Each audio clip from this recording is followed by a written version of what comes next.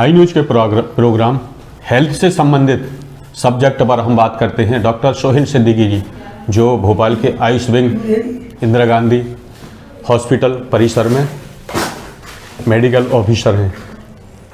आज हम बात करते हैं फंगल इन्फेक्शन की, जो एक जर्नल बीमारी है। तो डॉक्टर साहब बताएंगे क्या ट्रीटमेंट है उनका। इस न्यूज़ को देखने के बाद आप घर बैठे भी ट्रीटमेंट ले सकते हैं डॉक्टर साहब से।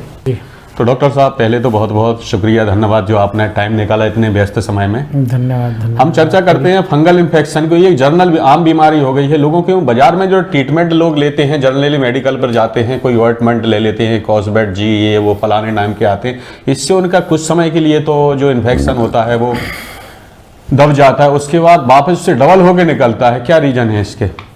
अब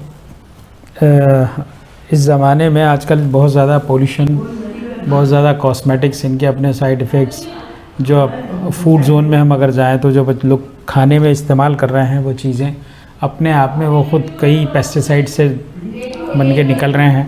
बहुत ज़्यादा साफ़ सफाई का ध्यान ना रखना, असल इसकी वजह संक्रमण होता है। एक आदमी से दूसरे आदमी में ये बहुत आसानी से चली जाती है। तो जो इससे पीड़ित है उसको अपने आप को एक तरीके से बिल्कुल ध्यान के साथ अपना साफ़ सफाई का ध्यान रखते हुए उसका पूर्ण ट्रीटमेंट शुरू करें। और कई बार ये चीज़ें कि एक दूसरे का तौलिया, रुमाल, कंघा ये इस्तेमाल करने से, या अक्सर कई बार सोर्स जो है बार शॉप्स भी होती हैं, नाइयों की दुकान पे लोग शेव वगैरह कराने जाते हैं, बाल कटवाने जाते हैं, वहाँ भी वो सब इन्फेक्टेड रहता है, प्रॉपर क्लीनिंग होती नहीं है जी। तो ये एक बड़े सोर्स होते हैं किसी बीमारी के फैलने के। और शुरुआती दौर में जब ये होती है तो आदमी थोड़ा सा उसको लापरवाही में टाल देता है, जबकि फिर ये धीरे धीरे एक उग्र रूप धारण कर लेती है। हत्ता कि कई बार तो ये कई बरसों तक, यानी 1-2 साल तक भी रन करती है जी। उसका पूर्ण अगर ध्यान ना रखा जाए तो स्किन में तो बहुत ज़्यादा प्रॉपर केयर की ज़रूरत है, साफ़ सफाई की ज़रूरत है। और अगर घर में किसी को हो जाती है तो उसका बिस्तर, गलाफ, चादरें, साबुन, तौलिया, सारी चीज़ें अलग हों और वो अपना समय रहते इलाज करे। लेकिन बट ये संभव नहीं हो पाता है। आप लोग कैसे इसको करेंगे मैनेज? नहीं, इसके बारे में जागरूक होना पड़ेगा, क्योंकि ये एक ऐसी समस्या है जो कई बार हमको एक भीड़ भरे इलाके में हंसी का पात्र बना देती है। क्योंकि जो फंगल इन्फेक्शन की वजह से ईचिंग वगैरह जो होती है, प्रॉब्लम जो होती है, उसमें लोगों को बड़ी परेशानी हत्ता कि उनकी नींद तक ख़राब हो जाती है। नींद डिस्टर्ब होती है तो आगे की दिनचर्याएँ सब डिस्टर्ब होती हैं।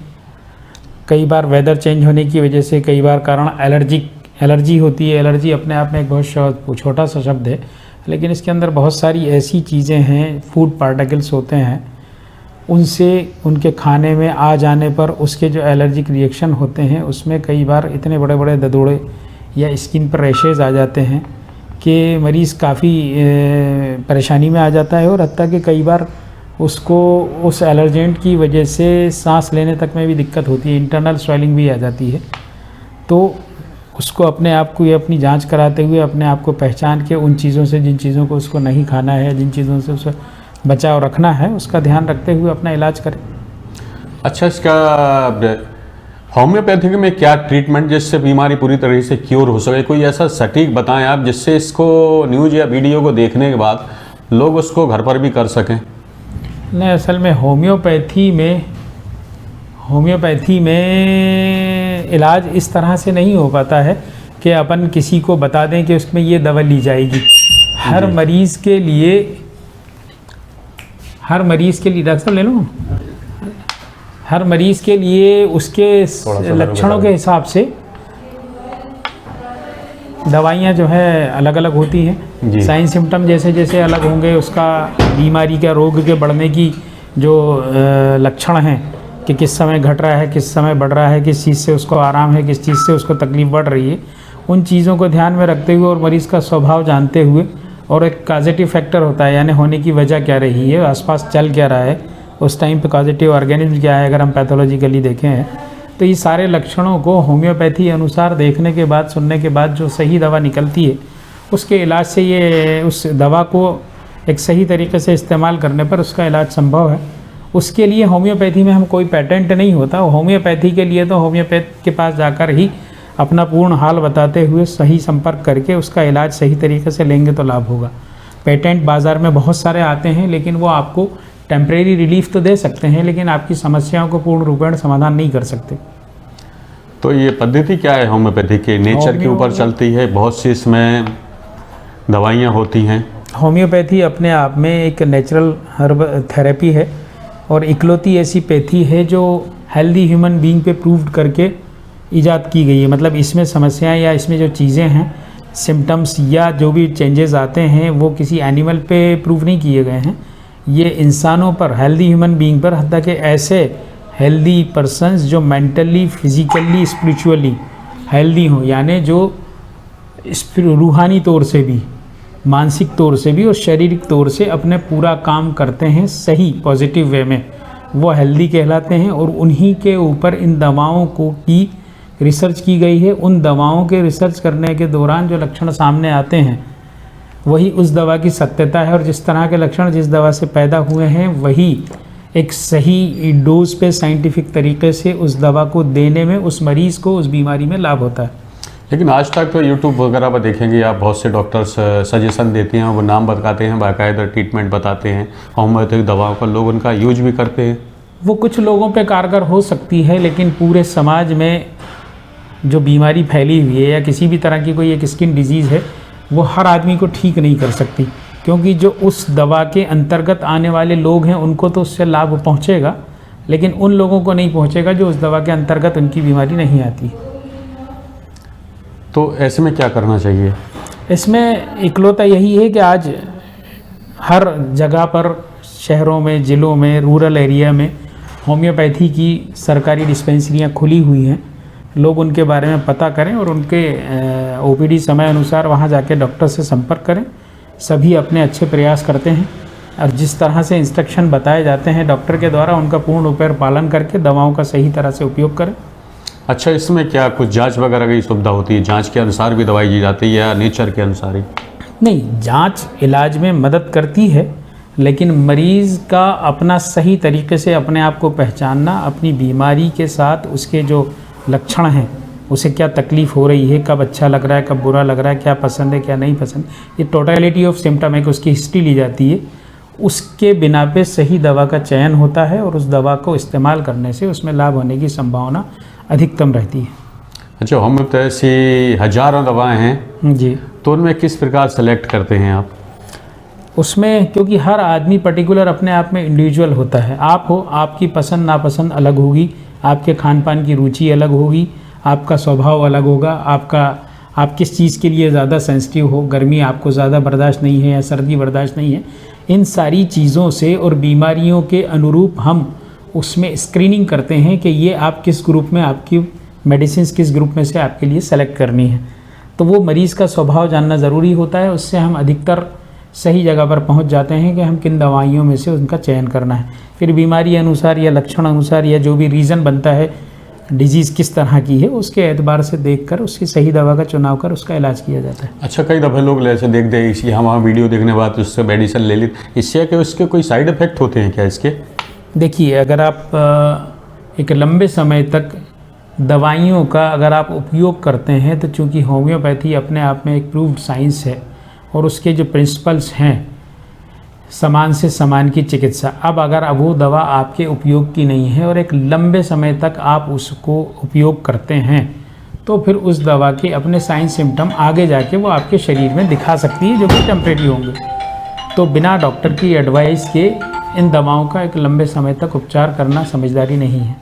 नहीं, लेकिन कहा तो यह कहा जाता है कि होम्योपैथी के जो मेडिसिन है उसके कोई साइड इफ़ेक्ट नहीं। होम्योपैथी के साइड इफ़ेक्ट नहीं हैं, ये होम्योपैथी के ही इफ़ेक्ट हैं। जो दवा हम ले रहे हैं, ये उसकी सत्यता है कि अगर आप बिला ज़रूरत उसको एक लंबे समय तक इस्तेमाल करोगे, तो वो दवा जिन लक्षणों को ठीक करने के लिए बनी है, उन्हीं लक्षणों को आपके शरीर में सामयिक तौर पे पैदा कर सकती है, उन्हीं लक्षणों बड़ा ग्रो कर सकती है। जी, एग्रावेशन बढ़ा सकती है। एग्रावेशन तो नहीं कहेंगे, जो दवा अपन ने दी है एक तरीके से वही सिम्टम पैदा कर देगी, तो वो एग्रावेशन नहीं है। आप बिला ज़रूरत एक दवा का इस्तेमाल कर रहे हो तो उसके अपने इफ़ेक्ट हैं। कहने का मतलब ये है कि बिना किसी डॉक्टर के सलाह के, इंस्ट्रक्शन की कोई दवा नहीं लेनी चाहिए। हाँ, होम्योपैथी दवाइयाँ अपने आप में सेफ़ हैं, लेकिन उसका चुनाव या उसका सिलेक्शन बहुत एक आसान नहीं होता। आम आदमी उसको अपनी मर्ज़ी से ना ले, ये ज़्यादा बेहतर है। और मध्य प्रदेश शासन ने, गवर्नमेंट ने हर तरफ पूरे मध्य प्रदेश में इस तरह की डिस्पेंसरीज़ की स्थापना की हुई है। वहाँ डॉक्टर्स हैं, स्टाफ है, और भोपाल में तो ख़ास तौर से चिकित्सालय है, होम्योपैथी चिकित्सा महाविद्यालय भी है, डिस्पेंसरीज़ हैं, आयुष विंग्स हैं, लोग संपर्क कर सकते हैं। और सरकार की योजना है ये वैद्य आपके द्वार, तो इसमें आप जब जाते हैं, अपने आप को इनरोल करते हैं, आयुष क्योर ऐप जो है इसके अंदर सारी सुविधाएं हैं। आप उसमें जब ढूंढेंगे तो वहाँ पर काफ़ी काबिल लोग जो MD स्नातकोत्तर हैं होम्योपैथी में, वो आपको ऑनलाइन वीडियो कॉल करने पर फ्री आपको कंसल्टेशन देते हैं जी। उसमें फ़ीस नहीं लगती है। वो सभी वही चिकित्सक हैं जो मध्य प्रदेश की डिस्पेंसरीज़ में, महाविद्यालयों में पदस्थ हैं, और वैद्य आपके द्वार योजना के तहत इन सब के नाम उसमें आयुष क्योर ऐप जो है उसके अंदर डले हुए हैं। जब आप उनसे सलाह लेना चाहेंगे तो वो आपको उस ऐप के अंदर मिलेंगे। आप अपनी समस्याएं बताएं और ऑनलाइन वो आपको ट्रीटमेंट बताएंगे। क्या मैसेज देना चाहेंगे हाई न्यूज़ के दर्शकों को? हमारा यही कहना है कि मध्य प्रदेश शासन आप लोगों के लिए इतना कुछ कर रहा है। आप ये वैद्य आपके द्वार योजना अपने आप में जो है आयुष क्योर ऐप है, ये एक बहुत बड़ी सुविधा है उन मरीज़ों के लिए जो बहुत ज़्यादा उलझे हुए हैं या इधर उधर भटक गए हैं और कई बार समय पे डिस्पेंसरीज़ पर नहीं पहुंच पाते हैं, समय का अभाव है, या बहुत ऑनलाइन फ्रेंडली हैं। तो वो इस योजना के अंतर्गत अपनी समस्याएं बताकर वीडियो कॉल करके डॉक्टरों से संपर्क करके सही दवा ले सकते हैं, और ये परामर्श जो है बिल्कुल निःशुल्क है। अच्छा डॉक्टर साहब, लास्ट में और बता दें, क्या ये आपको 24 घंटे कोरोना काल में ड्यूटी में रहे, अभी क्या कोई ऐसा संभावना है कि ये वायरस वापस रिटर्न आ सकता है? देखिए, मौसम सर्दी का है, बीच बीच में अगर हम एहतियात नहीं करते हैं तो हमें कोल्ड के ये इफ़ेक्ट आते हैं, लेकिन अभी फ़िलहाल ऐसा छुटपुट ही सुनने में आ रहा है, लेकिन बहुत ज़्यादा अभी इस तरह से चीज़ें गंभीरता के साथ सामने नज़र नहीं आई हैं। लेकिन फिर भी चूँकि हम एक बड़ी त्रासदी को झेल चुके हैं और बहुत लोगों ने पढ़ाया भी है, समझाया भी है, और हमने अपने घरों में होने वाली दुर्घटनाओं से हमें ये सीखना चाहिए कि कोई अगर बीमारी आती है तो हम उसका बचाव कैसे करें, और मध्य प्रदेश शासन या इन भारतीय सरकार की जो भी गाइडलाइंस हैं हम उनका अक्षर से पालन करें, जिससे आप समाज में अच्छा योगदान कर सकते हो और लोगों को अच्छी सेहत दे सकते हो। ठीक है डॉक्टर साहब, बहुत बहुत धन्यवाद। ये थे डॉक्टर सोहेल सिद्दीकी साहब। उनका सीधा सीधा कहना है, अगर कोई भी ट्रीटमेंट लेते हैं आप, ये तो होम्योपैथी है कि अगर कुछ भी हो तो बिना किसी डॉक्टर्स के परामर्श के ना लें, इसके साइड इफ़ेक्ट ज़रूर होते हैं। मिलते हैं हेल्थ से संबंधित ऐसे ही प्रोग्राम में किसी अन्य चिकित्सक के साथ।